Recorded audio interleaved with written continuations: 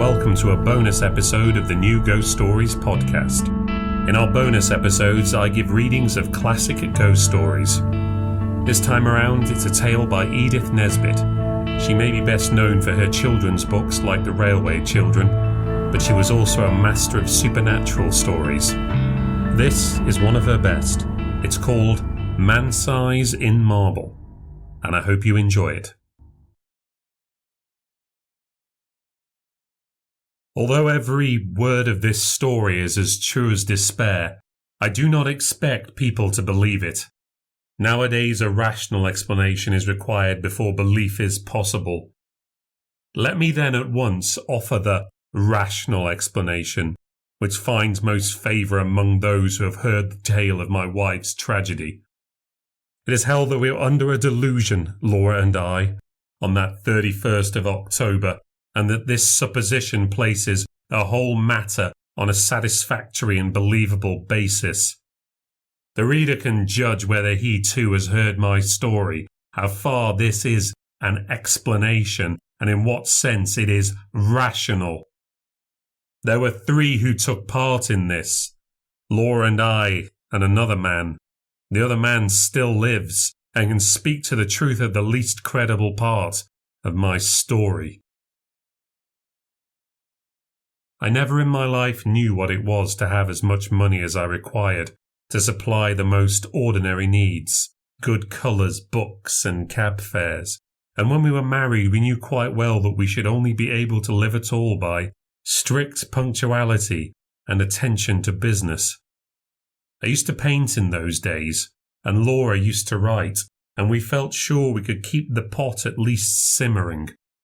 Living in town was out of the question, so we went to look for a cottage in the country, which should at once be sanitary and picturesque. So rarely do these two qualities meet in one cottage that our search was for some time quite fruitless. We tried advertisements, but most of the desirable rural residences which we did look at proved to be lacking in both essentials, and when a cottage chanced to have drains, it always had stucco as well, and was shaped like a tea caddy. And if we found a vine and rose-covered porch, corruption invariably lurked within. Our minds got so befogged by the eloquence of house agents and the rival disadvantages of the fever traps and outrages to beauty which we had seen and scorned that I very much doubted that either of us on our wedding morning knew the difference between a house and a haystack. But when we got away from friends and house agents on our honeymoon, our wits grew clear again, and we knew a pretty cottage when at last we saw one. It was at Brenzett, a little village set on a hill over against the southern marshes. We had gone there from the seaside village where we were staying to see the church, and 2 fields from the church we found this cottage. We had gone there from the seaside village where we were staying to see the church, and 2 fields from the church we found this cottage. It stood quite by itself about 2 miles from the village. It was a long, low building with rooms sticking out in unexpected places. There was a bit of stonework, ivy-covered and moss-grown, just 2 old rooms, all that was left of a big house that had once stood there. And round this stone work the house had grown up. Stripped of its roses and jasmine, it would have been hideous. As it stood, it was charming, and after a brief examination we took it. It was absurdly cheap. The rest of our honeymoon we spent in grubbing around in second-hand shops in the county town, picking up bits of old oak and Chippendale chairs for our furnishing. We wound up with a run up to town and a visit to Liberty's, and soon the low-oaked, beamed, lattice-windowed rooms began to be home. There was a jolly old-fashioned garden, with grass paths and no end of hollyhocks and sunflowers and big lilies. From the window you could see the marsh pastures, and beyond them the blue, thin line of the sea. We were as happy as the summer was glorious, and settled down into work sooner than we ourselves expected. I was never tired of sketching the view and the wonderful cloud effects from the open lattice, and Laura would sit at the table and write verses about them, in which I mostly played the part of foreground. We got a tall old peasant woman to do for us. Her face and figure were good, though her cooking was of the homeliest. But she understood about gardening and told us all the old names of the coppices and cornfields and the stories of the smugglers and highwaymen, and better still of the things that walked and of the sights which met one in lonely glens of a starlight night. She was a great comfort to us, because Laura hated housekeeping as much as I loved folklore, and we soon came to leave all the domestic business to Mrs. Dorman, and to use her legends in little magazine stories which brought in the jingling guinea. We had 3 months of married happiness, and did not have a single quarrel. One October evening I had been down to smoke a pipe with the doctor, our only neighbour, a pleasant young Irishman. Laura had stayed at home to finish a comic sketch of a village episode for the monthly Marplot. I left her laughing over her own jokes and came in to find a crumpled heap of pale muslin weeping on the window seat. "Good heavens, my darling, what's the matter?" I cried, taking her in my arms. She leaned her little dark head against my shoulder and went on crying. I'd never seen her cry before. We'd always been so happy, you see, and I felt sure some frightful misfortune had happened. "What's the matter? Do speak." "It's Mrs. Dorman," she sobbed. "What has she done?" I inquired, immensely relieved. "She says she must go before the end of the month, and she says her niece is ill. She's gone down to see her now, but I don't believe that's the reason, because her niece is always ill. I believe someone has been setting her against us. Her manner was so queer." "Never mind, pussy," I said. "Whatever you do, don't cry, or I shall have to cry too, to keep you in countenance, and then you'll never respect your man again." She dried her eyes obediently on my handkerchief, and even smiled faintly. "But you see," she went on, "it is really serious, because these village people are so sheepy, and if one won't do a thing you may be quite sure none of the others will, and I shall have to cook the dinners and wash up the hateful greasy plates, and you'll have to carry cans of water about and clean the boots and knives, and we shall never have any time for work or earn any money or anything. We shall have to work all day and only be able to rest when we are waiting for the kettle to boil." I represented to her that even if we had to perform these duties, the day would still present some margin for other toils and recreations, but she refused to see the matter in any but the greyest light. She was very unreasonable, my Laura, but I could not have loved her any more if she had been as reasonable as Whately. "I'll speak to Mrs. Dorman when she comes back and see if I can't come to terms with her," I said. "Perhaps she wants a rise in her screw. It will be all right. Let's walk up to the church." The church was a large and lonely one, and we loved to go there, especially upon bright nights.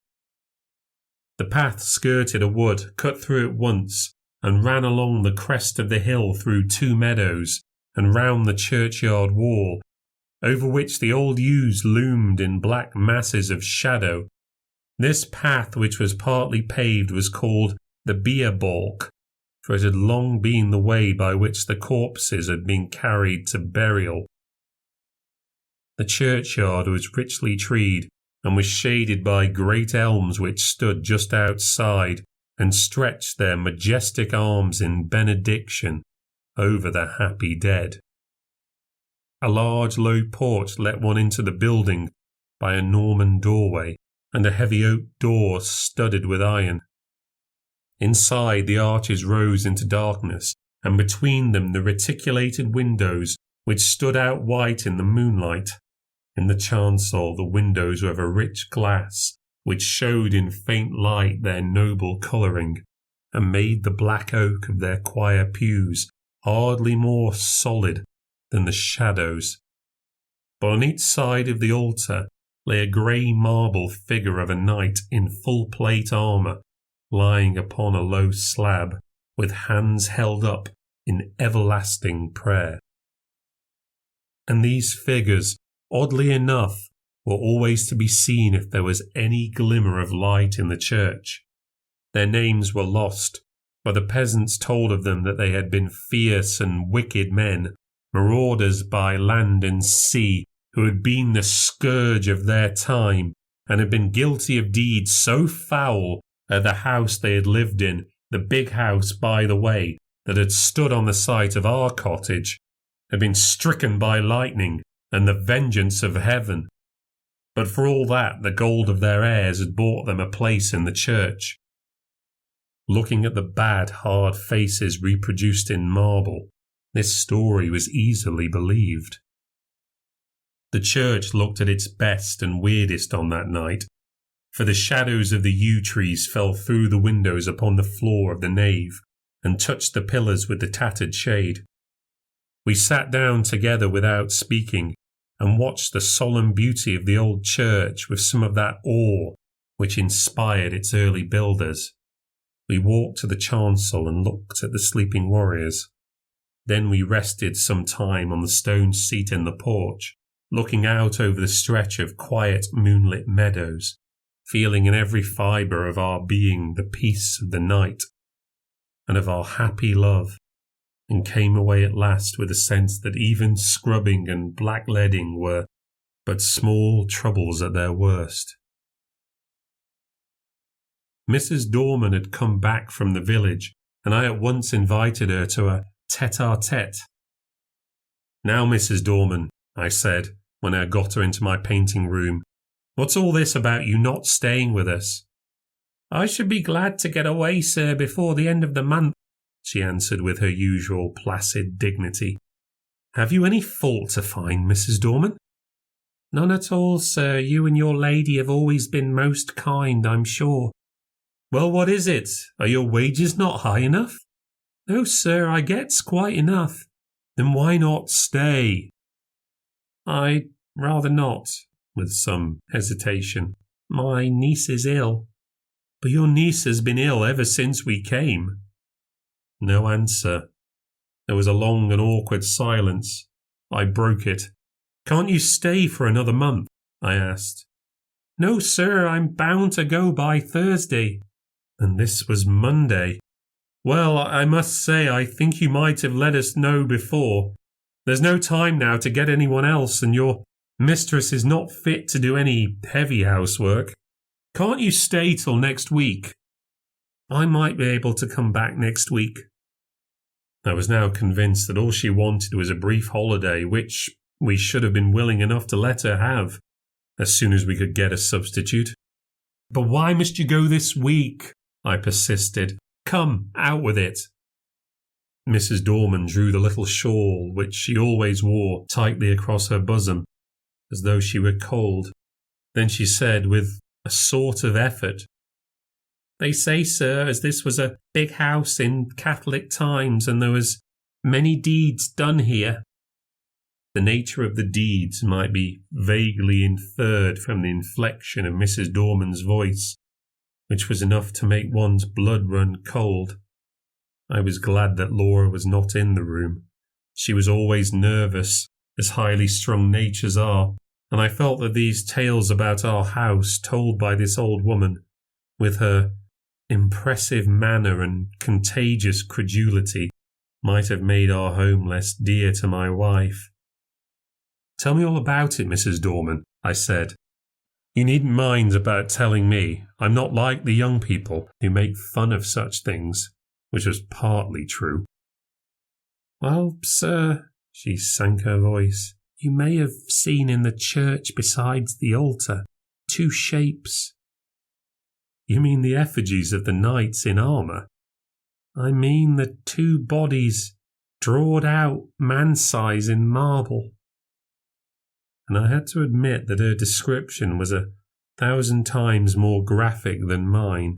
to say nothing of a kind of weird force and uncanniness about the phrase, drawed out man-size in marble.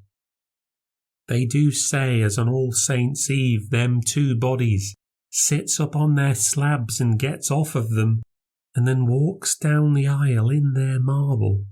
Another good phrase, Mrs. Dorman. And as the church clock strikes 11, they walk out of the church door and over the graves and along the bier balk, and if it's a wet night, there's the marks of their feet in the morning. And where do they go? I asked, rather fascinated. They comes back here to their home, sir, and if anyone meets them— Well then what? I asked. But no, not another word I could get from her, save that her niece was ill and she must go. After what I had heard, I scorned to discuss the niece and tried to get from Mrs. Dorman more details of the legend.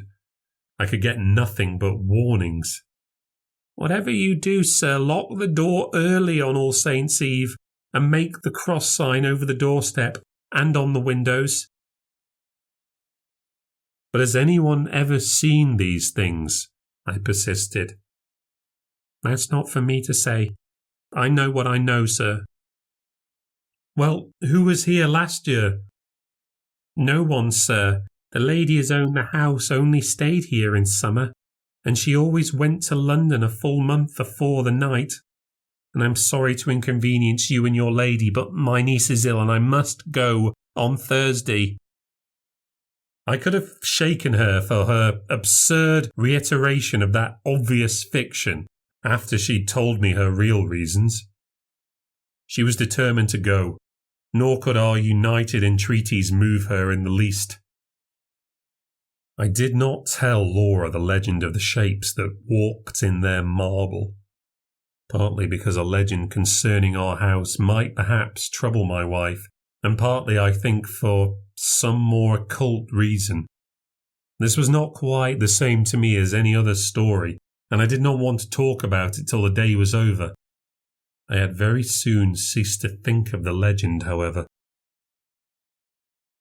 I was painting a portrait of Laura against the lattice window, and I could not think of much else.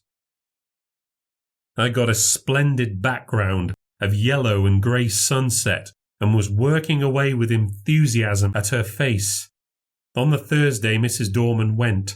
She relented at parting, so far as to say, Don't you put yourself about too much, ma'am, and if there's any little thing I can do next week, I'm sure I shan't mind. From which I inferred that she wished to come back to us after Halloween. Up to the last, she adhered to the fiction of the niece with touching fidelity. Thursday passed off pretty well. Laura showed marked ability in the matter of steak and potatoes, and I confess that my knives and the plates which I insisted upon washing were better done than I had dared to expect. Friday came. It is about what happened on that Friday that this is written. I wonder if I should have believed it if anyone had told it to me. I will write the story of it as quickly and plainly as I can. Everything that happened that day is burnt into my brain. I shall not forget anything, nor leave anything out. I got up early, I remember, and lighted the kitchen fire, and had just achieved a smoky success when my little wife came running down, as sunny and sweet as the clear October morning itself. We prepared breakfast together, and found it very good fun. The housework was soon done, and when brushes and brooms and pails were quiet again, the house was still indeed. It is wonderful what a difference one makes in a house. We really missed Mrs. Dorman, quite apart from considerations concerning pots and pans. We spent the day in dusting our books and putting them straight, and dined gaily on cold steak and coffee. Laura was, if possible, brighter and gayer and sweeter than usual, and I began to think that a little domestic toil was really good for her. We had never been so merry since we were married, and the walk we had that afternoon was, I think, the happiest time of all my life.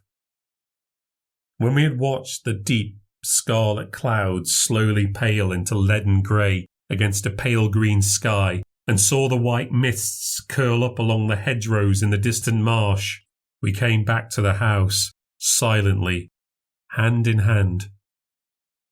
"You are sad, my darling," I said, half jestingly, as we sat down together in our little parlour. I expected a disclaimer. My own silence had been the silence of complete happiness. To my surprise, she said, "Yes, I think I am sad, or rather I am uneasy. I don't think I'm very well. I have shivered 3 or 4 times since we came in. And it is not cold, is it?" "No," I said, and I hoped it was not a chill caught from the treacherous mists that roll up from the marshes in the dying light. "No," she said. She did not think so.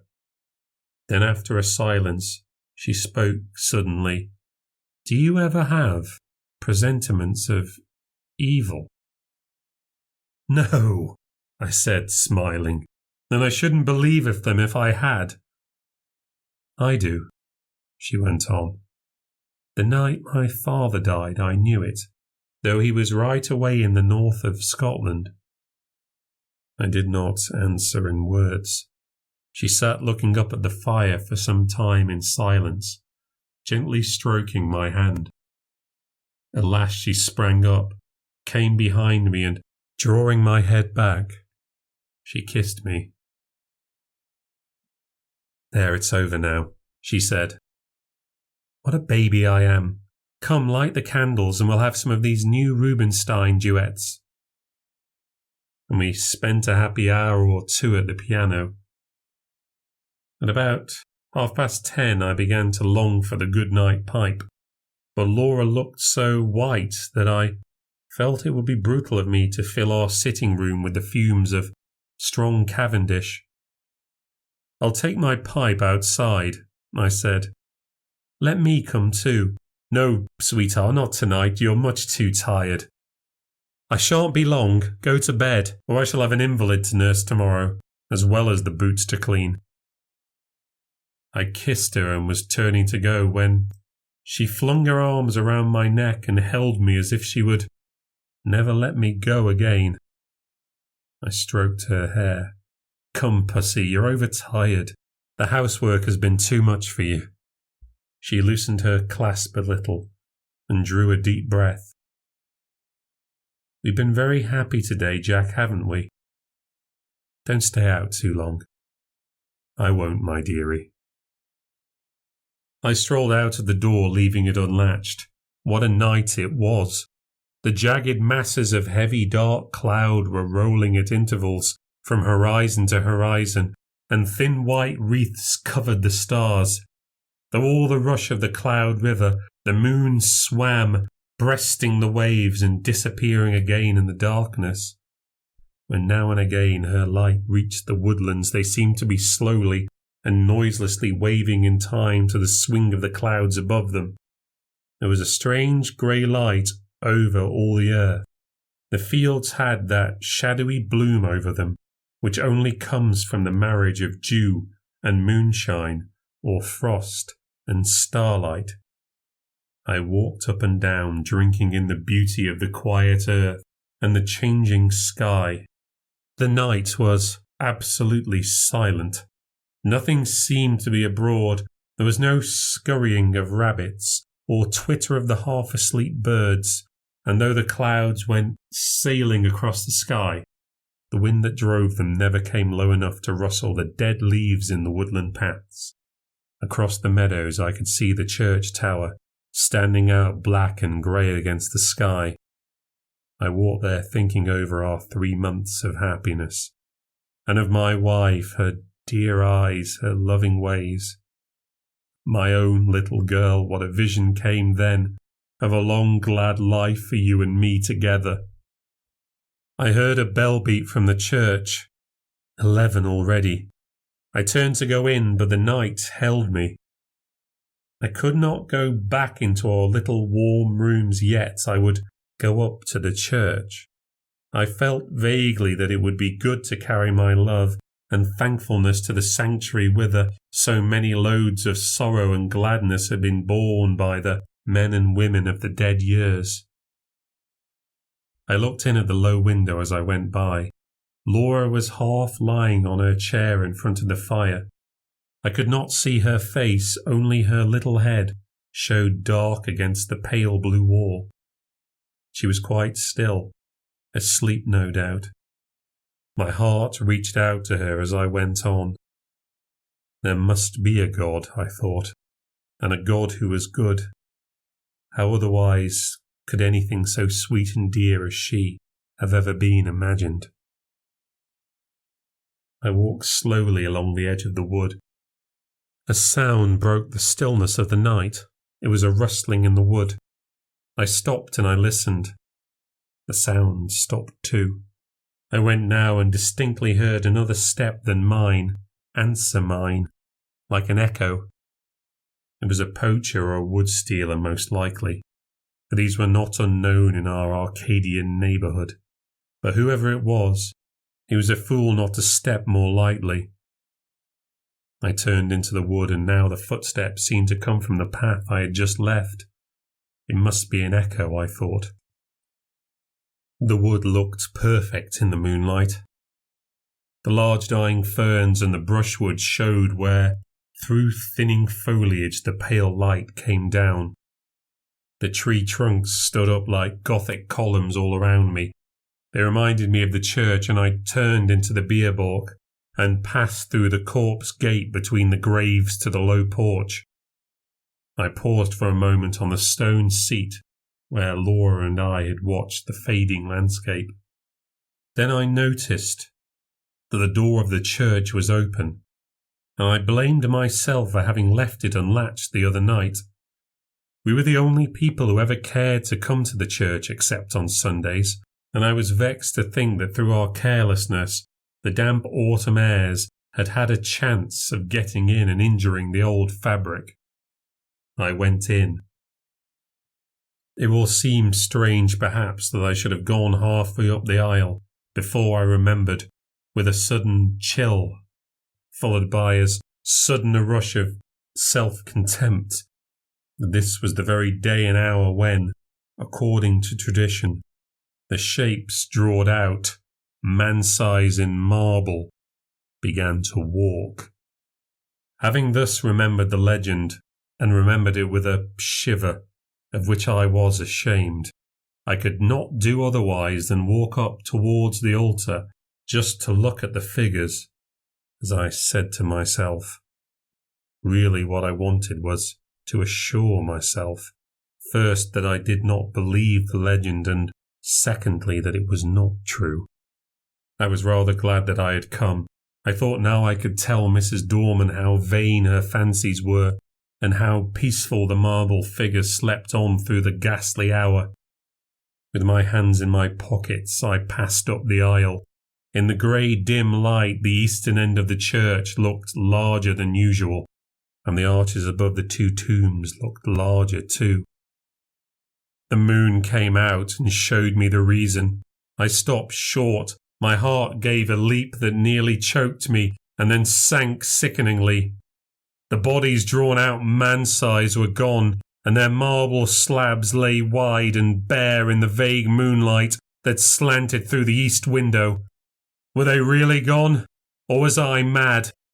Clenching my nerves, I stooped and passed my hand over the smooth slabs and felt their flat, unbroken surface. Had someone taken the things away? Was it some vile, practical joke? I would make sure anyway. In an instant, I had made a torch of a newspaper which happened to be in my pocket, and lighting it, held it high above my head. Its yellow glare illuminated the dark arches of those slabs. The figures were gone, and I was alone in the church. Or was I alone? And then a horror seized me, a horror indefinable and indescribable. An overwhelming certainty of supreme and accomplished calamity. I flung down the torch and tore along the aisle and out through the porch, biting my lip as I ran to keep myself from shrieking aloud. Oh, was I mad, or what was this that possessed me? I leapt the churchyard wall and took the straight cut across the fields, led by the light from our windows. Just as I got over the first stile, a dark figure seemed to spring out of the ground.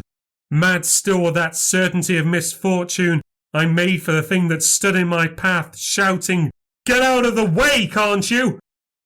But my push met with a more vigorous resistance than I had expected. My arms were caught just above the elbow and held as in a vice, and then the raw-boned Irish doctor actually shook me. "Would you?" he cried in his unmistakable accent. "Would you then? Let go of me, you fool," I gasped. "The marble figures have come from the church. I tell you, they've gone." He broke into a ringing laugh. "I'll have to give you a draft tomorrow, I see. You've been smoking too much and listening to old wives' tales." "Well, come back with me. I'm going up to old Palmer's. His daughter's ill. We'll look in at the church and let me see the bare slabs." "You go if you like," I said, a little less frantic for his laughter. "I'm going home to my wife." "Rubbish, man," said he. "Do you think I'll permit of that? Are you to go saying all your life that you've seen solid marble, endowed with vitality, and me to go all my life saying you were a coward? No, sir, you shan't do it." The night air, a human voice, and I think also the physical contact with this 6 feet of solid common sense brought me back a little to my ordinary self, and the word coward was a mental shower bath. "Come on then," I said suddenly. "Perhaps you're right." He still held my arm tightly. We got over the stile and back to the church. All was still as death. The place smelt very damp and earthy. We walked up the aisle. I am not ashamed to confess that I shut my eyes. I knew the figures would not be there. I heard Kelly strike a match. "Here they are, you see, right enough. You've been dreaming or drinking, asking your pardon for the imputation." I opened my eyes. By Kelly's expiring vesta, I saw 2 shapes lying in their marble, on their slabs. I drew a deep breath and caught his hand. "I am awfully indebted to you," I said. "It must have been some trick of the light, or I have been working rather hard. Perhaps that's it. Do you know, I was quite convinced they were gone." "I'm aware of that," he answered rather grimly. "You'll have to be careful of that brain of yours, my friend, I assure you." He was leaning over and looking at the right-hand figure, whose stony face was the most villainous and deadly in expression. "By Jove," he said, "something has been afoot here. This hand is broken." And so it was. I was certain that it had been perfect the last time Laura and I had been there. "Perhaps someone has tried to remove them," said the young doctor. "That won't account for my impression," I objected. "Too much painting and tobacco will account for that well enough." "Come along," I said, "or my wife will be getting anxious. You'll come in and have a drop of whiskey, and drink confusion to ghosts, and better sense to me." "I ought to go up to Palmer's, but it's so late now I'd best leave it till the morning," he replied. "I was kept late at the Union, and I've had to see a lot of people since. All right, I'll come back with you." I think he fancied I needed him more than Palmer's girl, so discussing how such an illusion could have been possible, and deducing from this experience large generalities concerning ghostly apparitions, we walked up to our cottage. We saw, as we walked up the garden path, that bright light streamed out of the front door, and presently saw that the parlour door was open too. Had she gone out? "Come in," I said, and Dr. Kelly followed me into the parlour. It was all ablaze with candles, not only the wax ones, but at least a dozen guttering, glaring tallow dips, stuck in vases and ornaments, in unlikely places. Light, I knew, was Laura's remedy for nervousness. Poor child! Why had I left her, brute that I was? We glanced around the room, and at first we did not see her. The window was open, and the draught set all the candles flaring one way. Her chair was empty, and her handkerchief and book lay on the floor. I turned to the window. There in the recess of the window I saw her. Oh, my child, my love! Had she gone to that window to watch for me? And what had come into the room behind her? To what had she turned with that look of frantic fear and horror? Oh, my little one, had she thought that it was I whose step she heard, and turned to meet what? She had fallen back across a table in the window, and her body lay half on it, half on the window seat, and her head hung down over the table, the brown hair loosened and fallen to the carpet. Her lips were drawn back, and her eyes wide, wide open. They saw nothing now. What had they last seen? The doctor moved towards her, but I pushed him aside and sprang to her, caught her in my arms and cried, "It's all right, Laura. I've got you safe, wifey." She fell into my arms in a heap. I clasped her and kissed her and called her by all her pet names. But I think I knew all the time that she was dead. Her hands were tightly clenched. In one of them she held something fast. When I was quite sure that she was dead and that nothing mattered at all any more, I let him open her hand to see what she held. It was a grey marble finger.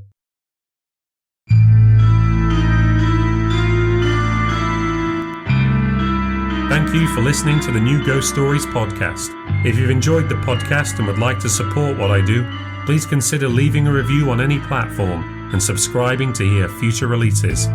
You can also become a patron and enjoy some bonus content by signing up at patreon.com/newghoststories. This podcast is written, presented and produced by David Paul Nixon. If you'd like to find out more about New Ghost Stories, visit my website newghoststories.substack.com, and to get all the latest from me, follow me on Twitter, Instagram and Mastodon @newghoststories. Tune in next month for another classic ghost story.